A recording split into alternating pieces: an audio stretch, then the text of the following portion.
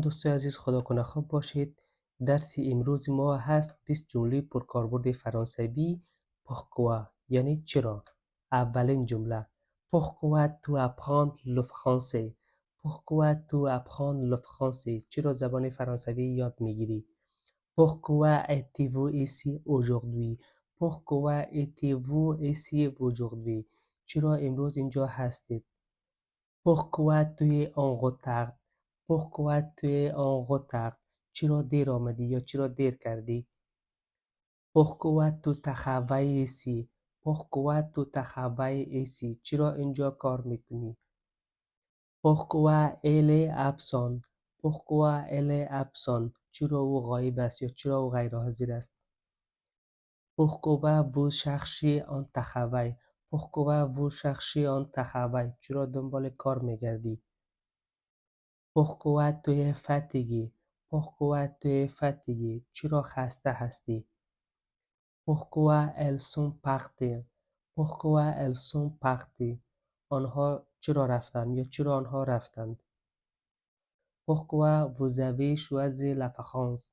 pourquoi vous avez choisi la France. چرا فرانسه را انتخاب کردی؟ pourquoi tu n'as pas appelé. pourquoi tu n'as pas appelé. چرا زنگ نزدی؟ pourquoi il pleut aujourd'hui. pourquoi il pleut aujourd'hui. چرا امروز باران میبارد؟ pourquoi tu ne comprends pas. pourquoi tu ne comprends pas. چرا نمیفهمی؟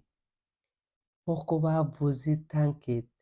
pourquoi vous êtes inquiet. چرا نگران هستید؟ pourquoi elle pleurait. pourquoi elle pleurait. چرا او گریه میکند؟ pourquoi tu veux apprendre ce métier. pourquoi tu veux apprendre ce métier.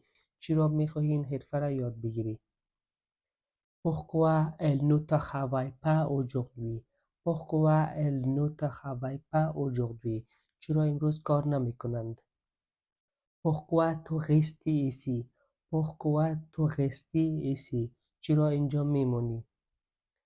pourquoi vous avez besoin d'aide. pourquoi vous avez besoin d'aide. چرا به کمک نیاز دارید؟ pourquoi tu es content. pourquoi tu es content. چرا خوشحال هستی؟ pourquoi est-ce important.